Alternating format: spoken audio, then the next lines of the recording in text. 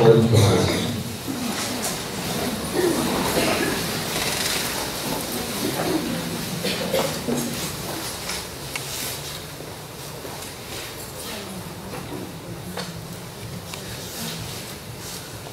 Las lecturas de hoy nos plantean este claro oscuro de la vida.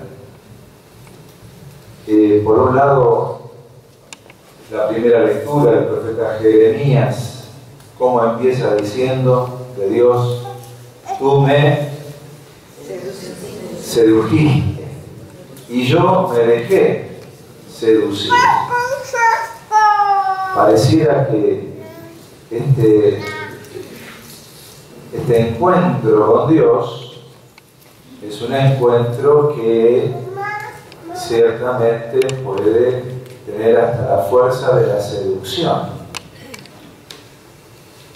Dios nos seduce con su misterio. ¿Alguno lo vio alguna vez a Dios?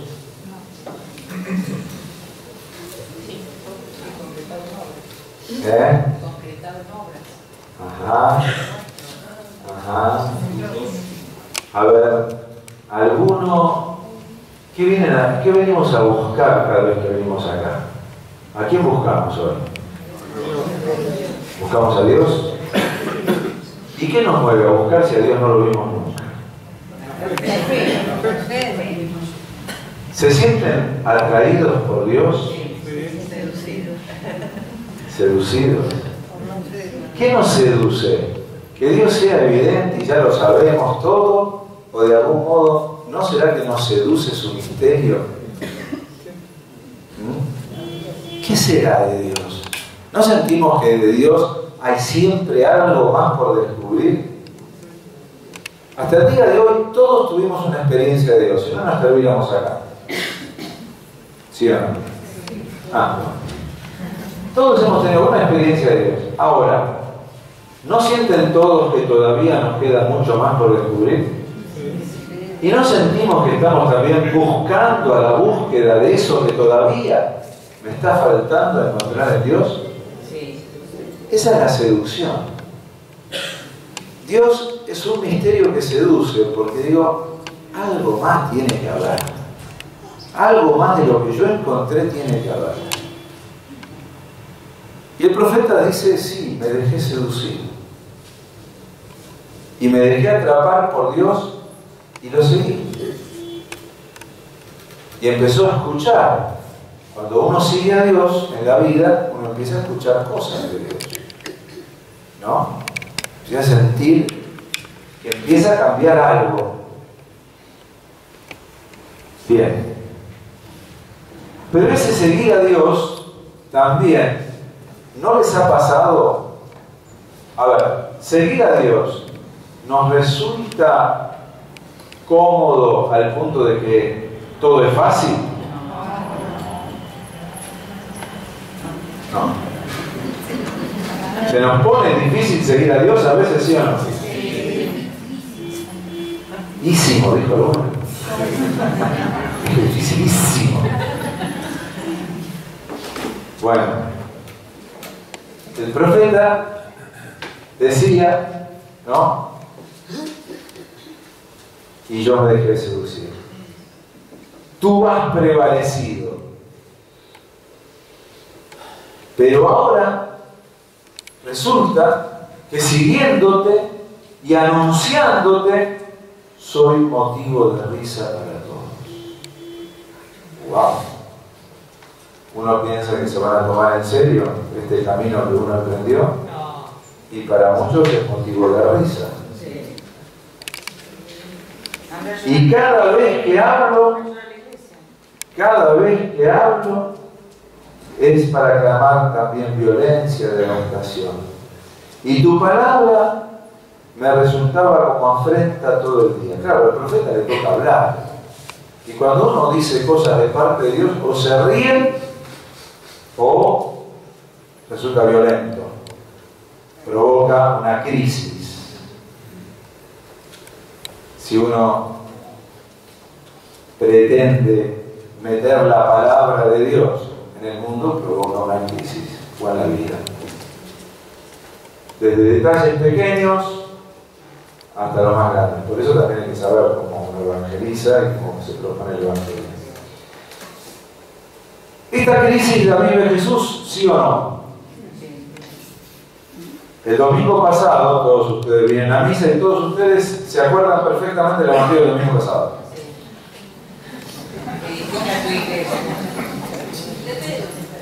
¿Cuál era? ¿Quién dice la gente que soy yo? Y Pedro, tú eres el Hijo del Dios vivo. Eso, Pedro. Muy bien. Y Pedro se vuelve a esa voz y dijo, ¿vieron? Ese soy yo, el que la sabe perfecto. Tú eres el Mesías, el Hijo del Dios vivo. Lo dije yo, muchachos. Pedro, follow me, sigas. Que yo no lo voy a defraudar. Eso lo dijo otro.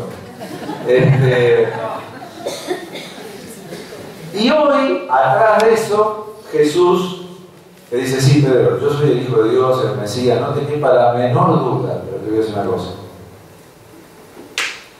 Lo que te quiero decir y tenés que saber es que tengo que ir a Jerusalén. Vos sabés que allá está toda la cúpula, pues también está todo mal. En aquel tiempo, ir a Jerusalén era encontrarse con todas las autoridades que no les gustaba el modo de hablar de Jesús. Y saben que me esperan los sumos sacerdotes, va a haber ancianos, escribas, y yo tengo que ir. Y ahí seré condenado a muerte, pero al tercer día voy a resucitar. Pedro lo agarró y le dijo, vení para acá. Lo llevó aparte, dice, Jesús, si decís eso, nos vamos al tacho. Toda esta empresa tan linda, todo lo que te sigue, que te deben multiplicar panes, si te matan, se nos cae todo. No podés decir eso, no te va a pasar. Es más, yo no lo voy a permitir. Se parece a cualquiera de nosotros, ¿no? Todos se acuerdan del gallito, ¿no? Que cantó 3 veces, yo a veces no lo conozco, bueno. Medio Pedro somos todos. No, jamás. Yo daríamos la vida por Jesús. Menos mal que hablé de Pedro. Entonces ya todos decimos. Decir digo que sí. Ahora, a la hora que la papa quema, ¿no? Si hay matafuego mejor, ¿viste? Pero uno no se juega de todo.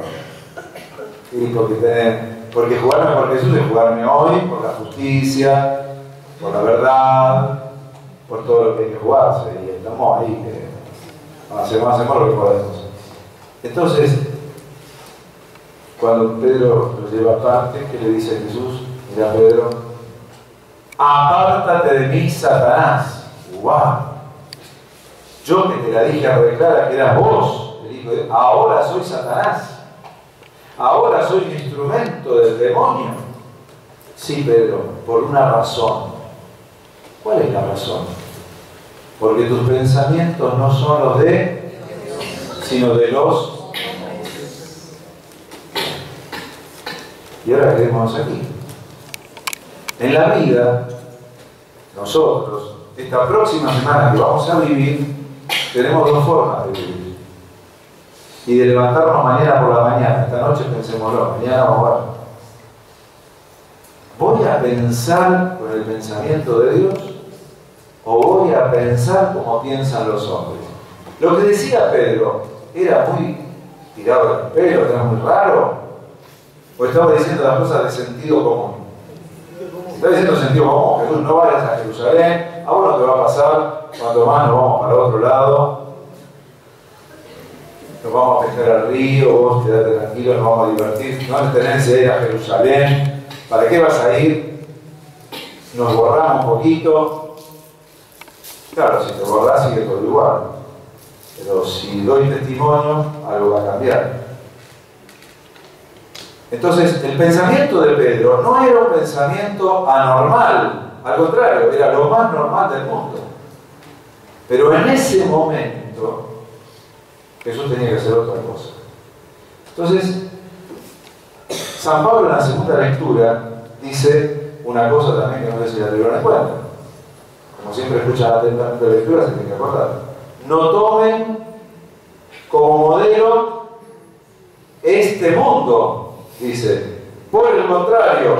transfórmense interiormente, renovando la mentalidad, a fin de que puedan discernir cuál es la voluntad de Dios, lo que es bueno, lo que le agrada, lo perfecto. Pedro pensó, ¿cómo piensa este mundo? Si se te complica, borrate. Jesús pensaba como Dios. Tengo que dar testimonio hasta las últimas consecuencias y ante todos. Todo el mundo tendrá que entender cuál es el camino. Así me cueste la vida. Por tanto, aquí quisiera que nos quedemos, ¿no? Y que nos demos cuenta. ¿De qué habla San Pablo? Transfórmense interiormente de manera que vayamos renovando, ¿qué cosa? Nuestra... Ahí está un cristiano. Ahí está el cristiano. El que va, a medida que va transcurriendo la vida, transformando su forma de... Y por tanto va cambiando su forma de obrar. De ser y de obrar. Un cristiano se define por su modo de pensar. Y esto es una transformación que hay que aprender a vivir. Lo más normal es que pueda llevar una vida cómoda y exitosa. El mundo que busca, por decir así, la forma de pensar humana, ¿cuál es? ¿Buscar qué cosa? ¿El fracaso? ¿Buscar qué cosa? El éxito, lógicamente. Vivir una larga vida, tener una posición bien cómoda y disfrutar de todo lo que puedas. La mentalidad de Jesús es hacer este mundo más justo. No pierdas un solo día de tu vida sin transformar también este mundo y toda la injusticia que está viviendo. Bueno, eso es otra cosa. Hacer la voluntad de Dios. ¿Y qué me pide Dios? Y no sé, si me puso un pobre adelante, ayudar, y si me está invitando a otra cosa, y darme cuenta cuál es la voluntad de Dios. Discernir. Por esto, ustedes saben que el Papa Francisco viene de una congregación que se llama fundada por San Ignacio de Loyola. Y San Ignacio de Loyola dedicó su vida y ayudar a discernir. Por eso hizo los ejercicios espirituales de San Ignacio. Fíjense cómo lo llama, cómo decía San Ignacio de Loyola los ejercicios espirituales. Llama ejercicio espiritual. Porque hay que ejercitarse. Hoy le vamos a medir la barriga como la tiene cada uno. Porque ejercicio físico hacen muchos. Para estar en forma, en línea, según el mundo me lo manda. O según mis deseos también lo quieren. Y eso está muy bueno. Pero ejercicios espirituales. Ejercitar para que la mente sepa discernir, perdón, ¿esto es como el mundo o es como Dios? Porque me estoy yendo al infierno o me estoy yendo al cielo. Vamos a decir, un cristiano se define por aquel que hace la voluntad de Dios. Y uno puede decir, como me pasa a mí con tantas confesiones y nos pasan a todos los sacerdotes. Viene una persona, ¿cuántos años confiesa? Como 20 años. Bueno, y no es ninguno de ustedes, Por ahí es una semana, ustedes se confiesan seguido. Pero viene y dice, ¿y qué hizo? Bueno, confiésese de algo. La verdad es nada, yo nunca hice nada más. No, está todo bien. Y por supuesto, está todo bien, seguramente no hizo nada malo. Pero la pregunta no es si hice algo malo o hice algo bueno. Me aguanto a mi marido, a mi yerno, ¿qué fue? En el trabajo, me levanto todos los días, voy a trabajar, hago todo. Ahora te pregunto, ¿esa es la voluntad de Dios? Porque a lo mejor lo que no hiciste fue la voluntad de Dios, ¿no?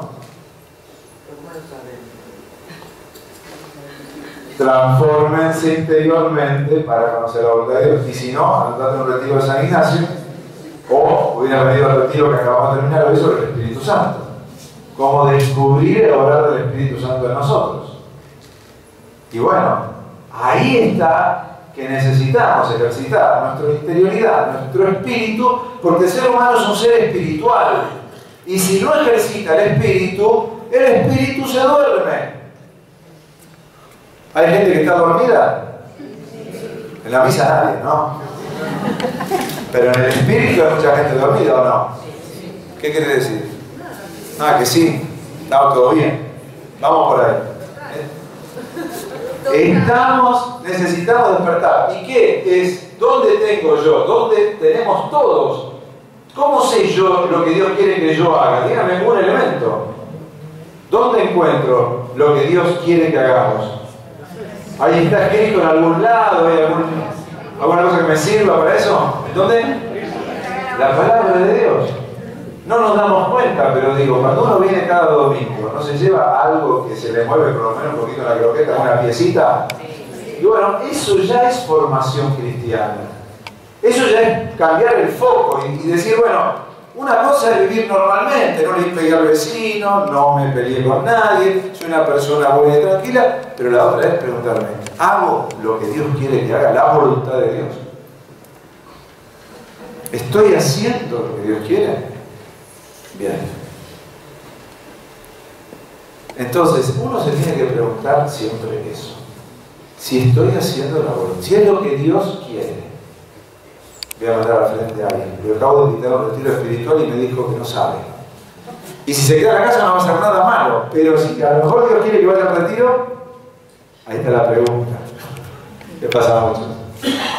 Sí, ¿vamos a hacer tal cosa? Y no sé, por ahí lo vamos para otro día. Y si digo sí, a lo mejor es lo que Dios quiere, o a lo mejor es lo que Dios no. ¿Qué sabemos? ¿Cómo lo puedo discernir? Y adentro del corazón ya hay algo que me lo dice. Y tendría, vamos. Entonces, ejercitar el espíritu y hacerlo. Y me piden una ayuda. Che, vamos a estar al lado. Y bueno, y tengo la camioneta disparada y tengo el tiempo, pero me da una fiaca terrible. Y puedo quedarme. Y por ahí, bueno, dale, lo hago. Eso es tener el espíritu de Dios. Y a lo mejor en ese momento es la voluntad de Dios. Esto de cómo poder tener el espíritu despierto para hacer en cada momento la voluntad de Dios. ¿Es un ejercicio o no? Hay que ejercitarse. Porque por otro lado la vida va pasando y hay tiempo. Obvio que uno nos lleva tiempo cambiar, pero también es importante poder decir, bueno, ¿será que este es el momento? Y porque por ahí después se me pasa y ya hay otro momento y pasan otras cosas. Pero si en este momento lo aprovecho, ya crecí un poquito más y después mañana vendrá otro crecimiento más. Entonces, bueno, transfórmense. ¿Y qué pasa? Una de las condiciones que hay que tener. Y claro, acá viene lo que Jesús dice. El que se renuncia a sí mismo encuentra la vida. Y el que no se sabe renunciar, no la encuentra. ¿Y qué es renunciar? No quererme, decir mi vida no vale nada, postergarme, falta de autoestima.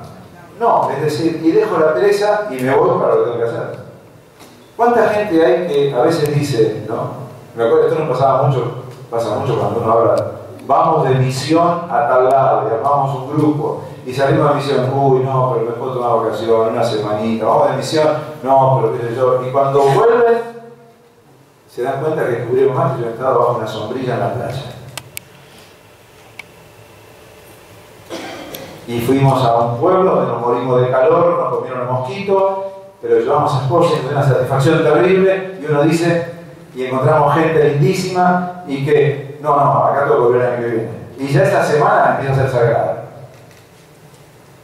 ¿Por qué? Porque me renuncié a la primera, y fui descubriendo la segunda, y fui descubriendo el gusto. Y empiezo a encontrar la vida, que a veces no la sé encontrar donde yo voy. Mi comodidad, mi gusto me diría, hacer esto, lo otro. Y el llamado de Dios me lleva ¿a dónde? A otro lado. De eso les puedo dar fe. Que nunca me imaginé yo el sí de aquellos 18 o 20 años a dónde me iban a llevar. Bien. Y sí, uno no sabe, el Señor te lleva. Y quizás es mucho más generoso de lo que uno se imagina que Dios te puede dar. Y a dónde te puede llevar o lo que puede llegar a ser por uno. Entonces, el que se renuncia va encontrando la propuesta de Dios, la vida de Dios. Porque la que yo elegiría seguramente es mucho más pobre. Porque mi cabeza da para menos. Pero el que se renuncia a sí mismo y se entrega a lo de Dios, empieza a descubrir también la novedad de la vida que Dios nos regala y nos propone para cada uno. Que en cada uno es distinto, pero siempre hay algo nuevo. Dios tiene siempre una novedad para regalarnos. Eso lo han descubierto, ¿no? Bien, yo creo que todo este camino de renuncia, finalmente, los apóstoles no podían entender todavía esa palabra, qué significaba. ¿Qué significaba? Y resucitará al tercer día. Es decir, no termina la muerte, no termina la renuncia, no. El camino de Jesús siempre es el camino que resucita, que descubre una nueva vida, y una vida quizás más sólida siempre que la que dejamos para atrás. Bueno, me dejé seducir, Señor. Ojalá podamos sentir, escuchar esto que el Señor nos propone y dejarnos llevar como se dejó llevar este Jeremías, aunque la palabra lo puso en crisis, aunque ese enfrentamiento con la sociedad lo puso en crisis, pero vale la pena asumir el desafío de dejarnos llevar también a esa crisis. A veces la vida no sé cuántos resultados vamos a lograr. La vida de Jesús no terminó con grandes resultados. Porque uno dice, murió en la cruz después de 3 años de haber predicado, eso no es un éxito para nadie. Es más, es una historia que no era para contarla ni siquiera, ¿no? De que se la pasó multiplicando panes, ahora lo crucificaron, y ¿entendés? O sea, ¿qué tenemos que contar de bueno esta historia? Si terminó todo mal. Pero apareció una novedad que era la resurrección y vale la pena contar todo lo anterior. Quizás en nuestra vida, no sé si vamos a tener mucho éxito así, pero quien se deja poner en crisis por la palabra y quien va buscando la voluntad de Dios, va a ir encontrando también por dónde pasa esa novedad de la resurrección y va a ver resucitar un montón de otras cosas que aunque no haya un éxito externo, se va a dar cuenta que por ahí hay algo que seduce y que nos lleva a caminar hasta la resurrección y el final de los tiempos.